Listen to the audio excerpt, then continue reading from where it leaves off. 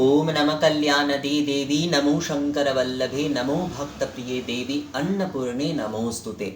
दोस्तों, अन्नपूर्णा पूजा बहुत साधारण तरीके से यानी कि सरल तरीके से घर पे सभी लोग किस प्रकार से करेंगे, ये आप में से कई लोग मुझे पूछ रहे थे कई समय जो है कि अगर जो है दादा हम लोग बहुत साधारण तरीके से कलश स्थापना करके ही जो है अगर माँ की पूजा करते तो भी किस प्रकार से हम साधारण तरीके से माँ के पूजन जो है वो कर सकते हैं, अगर इस बारे में एक वीडियो बनाया जाए तो यही जो है मैं आज इस वीडियो के माध्यम से आप लोगों को बताने वाला हूँ। दोस्तों देखिए, माता अन्नपूर्णा की पूजा आप अगर बहुत सरल तरीके से बहुत सहज तरीके से करना चाहते हैं तो उसमें मैं आपको कहूँगा कि आप जो है माता के आप दशोपचार पूजन करिए, उसके साथ साथ जो है आप माँ की विशेष आरती करिए, अर्थात आरती को थोड़ा समय देकर करिए। आरती जो है वो आप समय देकर करिए। माता अन्नपूर्णा और बाबा विश्वेश्वर की पूजन जो है वो आप दशोपचार से करने के बाद जो है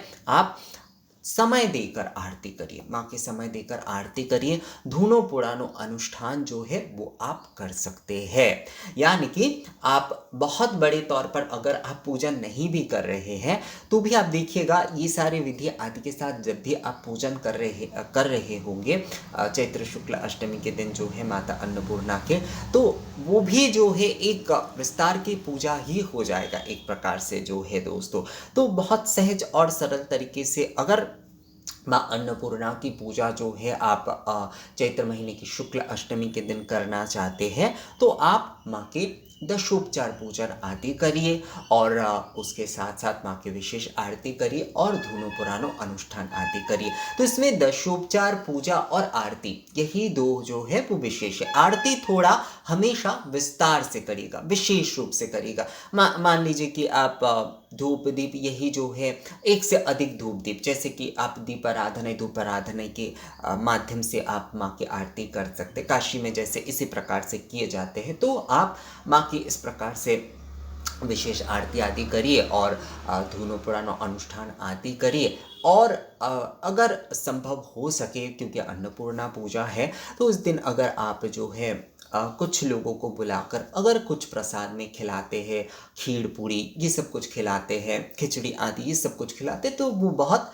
अच्छा होता है। मतलब मैं ये आवश्यक तौर पर नहीं बोल रहा हूँ, आप अगर कर पाते हैं, अगर आपके लिए संभव है, और ज़रूरी भी नहीं है कि बहुत बड़े तौर पर आपको कुछ बनाकर खिलाने की आवश्यकता है, जो आपसे हो पाता है। आपको पूरी सब्जी बनाना आता है, बहुत सारे लोग मुझे कहते हैं कि दादा हमारा मन करता है बहुत पर हमें उतना खाना बनाना नहीं आता है, पूजा आदि तो भले ही हम कर लेते पर खाना बनाना आदि नहीं आता है, पर मन करते हुए भी हम कुछ कर नहीं पाते। तो इसमें कुछ बहुत बड़ी समस्या के विषय नहीं है। जो आपको आता है, आपको छोले पूड़ी आता है, आपको आलू की सब्ज़ी या पूड़ी बनाना आता है। आलू की सब्ज़ी और पूड़ी बनाना मुझे लगता है भारत में सभी को ही कम ज़्यादा आता ही है। हो सकता है उसके टेस्ट जो है वो सभी के एक जैसे ना भी हो, पर माँ के नाम लेकर अगर बनाएंगे तो देखिएगा वो अमृत भोग हो जाएगा। तो आप उस प्रकार से भी अगर करना चाहते हैं तो उस प्रकार बनाकर जो है आप खिला ही सकते हैं किसी को। पूरी सब्ज़ी आदि जो है, पूरी सब्ज़ी हलवा ये सब कुछ आप खिला ही सकते हैं।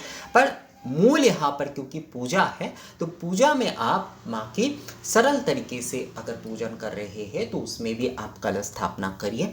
कलश स्थापना जिस प्रकार विधिवत रूप से किया जाता है उस प्रकार कलश स्थापना करते हुए आप माता के दशोपचार पूजा करिए। दशोपचार पूजा करिए, मैं दशोपचार पूजा ही आप लोगों को कहूँगा। आप लोग दशोपचार पूजा करिए माँ के।